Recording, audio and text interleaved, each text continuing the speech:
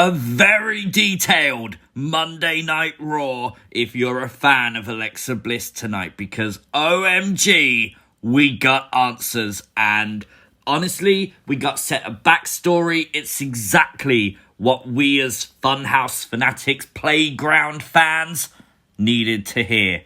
But, of course, this is things you might have missed. If you are new to the channel, make sure you hit the subscribe button. And, of course, please like the video. It really helps more than you guys could genuinely ever know. But we did take a trip to Alexa's playground tonight on Monday Night Raw. And do you know what? As I said, perfect. The backstory with the Lilly doll was explained. We now know why she has Lilly. OMG, this doll is creepy AF. Basically, this doll has been with Alexa forever. And that was really cool as well, because we actually got to see the fact that this doll was there from Alexa being a little baby all the way through her childhood. This doll was a part of her life. Now, obviously, there's a little bit of photoshopping going on, but fair play, WWE. This was cool. This set us up perfectly that Alexa Bliss has her own demon. We all know how Bray Wyatt has the Man in the Woods story and how he basically described the Fiend years before we ever saw the Fiend in WWE.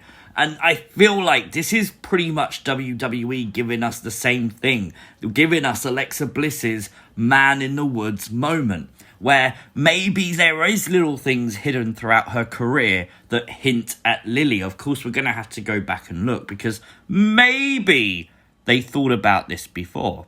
I obviously love the fact that she gave us an entire story about this girl who wouldn't share her ice cream, and when she pushed the bitch off the swing, in Alexa's word, she basically told the teacher, Lilly made me do it. That is, for me, going to become an iconic phrase. I think she should always say that every week. And this doll should basically have that kind of power over her. I feel like that would be super cool for WWE to do. Now, we kind of assumed last week that the doll Lilly stands for Lilith, a demon who's spoken about in mythology terms. But the doll itself is actually a thing. Obviously, it doesn't look the same. WWE would get hit with all kinds of plagiarism kind of claims. But the haunted doll world knows of a doll called Lilly. And the fact that this doll was creepy, there are accounts of what this doll can do. In fact, you can actually go and buy a Lilly doll. This is actually a commercial thing. And the doll itself is advertised as a host, a ghost doll. So basically there is a spirit living inside the doll, and this doll will haunt you. Now, this is starting to get proper creepy. WWE, I might not want you to make that Lilly doll after all, because if it looks like this, I don't want it in my house. I'm just saying. But I do think it's really cool that they've done that, because obviously it's something we again can trace back to actually something in reality, if you will. Obviously, Alexa Bliss put the entire women's division on notice as well, and I feel like that is exactly what needed to happen. A lot of people were expecting her to attack in the main event. Kind of hoped she would, but let's be fair. The fact she's claimed that every woman on the WWE roster, that Lilly doesn't like them, come on, that's big. Now, as a fan, I really want them to give Alexa's Playground its own theme song. We know the Firefly Funhouse theme song. I play it at the start of things you might have missed. But Alexa's having her own theme song would be really, really cool to introduce the Playground. If anyone from WWE watches this, please do it. We interrupt this broadcast for an important message from Firefly Funhouse News. Newsbreak. If you head over to WWE shop, you'll notice they've replaced the Fiend's profile picture once again. It went to an image of the burnt Fiend. Now it's back to an image of the ordinary Fiend we all know and love. And I thought that was kind of cool. Obviously, we saw the return of this Fiend before, so that's really cool that they've done that. Kind of does indicate the burnt Fiend is now gone. But we also have new merch. Of course, the Fiend has new hyperoptic icon socks and hyperoptic walkout rock'em socks. That's a thing. And of course, I genuinely love these. I think they're really cool, especially the ones on the left. The ones on the left have Huskers the Pig Boy that you can see there. On the top is the championship belt. I really, really like them. Obviously, I'm going to purchase them. But that's not all. He has a new pair of Let Me In shorts. Of course, a lot of people are having fun with these on social media because Let Me In is right on the front of the shorts in a very explicit place, you could say. In fact, the entire range of these shorts are a little bit risque. I mean, you could literally prove to someone that you've got a hot rod or that you're the head of the table. Maybe you want to call it Big Daddy Claymore. Of course, you could ask someone to eat your tank. Or someone could ask you, what do those two words for you mean? Yeah, we know what they mean.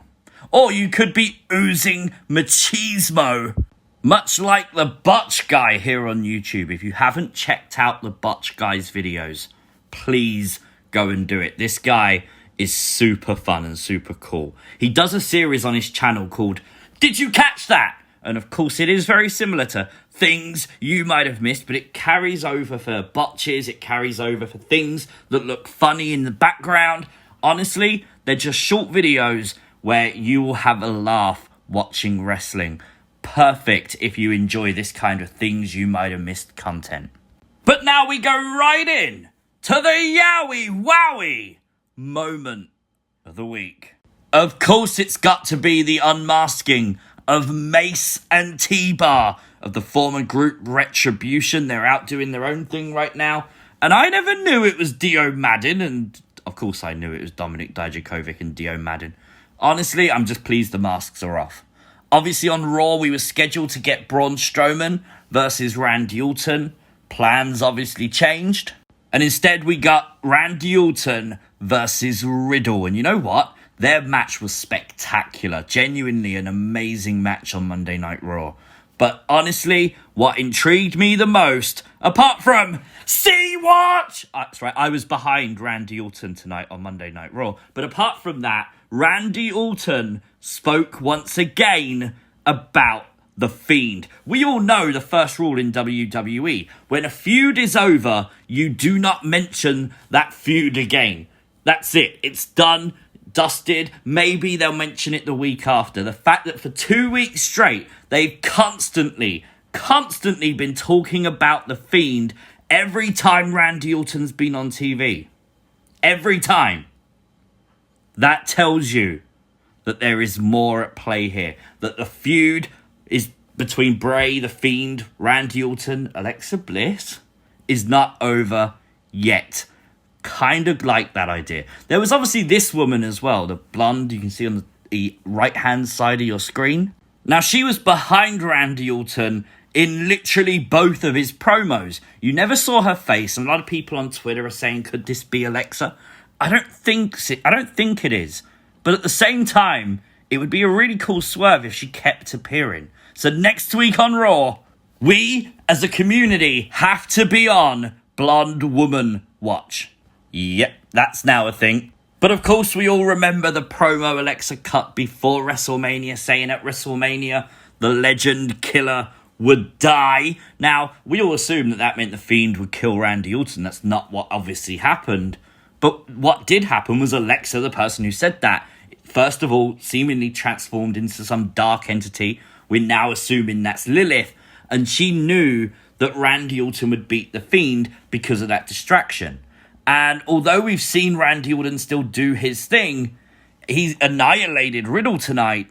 He still lost. Like last week, the legend killer wasn't there. Randy Orton, once again, could not win. What Alexa Bliss said has come true. There was no Firefly Funhouse or Bray Wyatt, Fiend or Puppets this week on Raw. That doesn't surprise me after what we got last week with Bray saying that things were going to change, things are going to be new, etc. Obviously, we could see a redecorated Funhouse. We could see new puppets, maybe new people join Bray Wyatt in the Firefly Funhouse. So it doesn't shock me that we didn't get one this week. I think things are changing for the Funhouse, and therefore we have to wait, see what happens with that. But it's so super cool that, you know, next week it could happen. Maybe we get a playground. The next week we get a fun house. The week after a playground, then a fun house.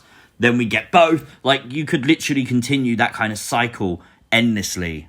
And really, who's going to complain if we consistently get a playground, a fun house? Because both are entertaining, both are fun. And especially if they continue to give us a backstory to Lilly and Alexa's dark demon, it starts to make sense. It starts to fall all into place. But I'd love to know your thoughts, especially on this week's Alexa's Playground, in the comment section down below. If you are new to the channel, hit the subscribe button. Consider turning notifications on so you never miss an upload. Like the video, share the video, and of course, follow me on Twitter at CWrestlingUK, Instagram as well, but I do rarely use Instagram, just pre-warning you.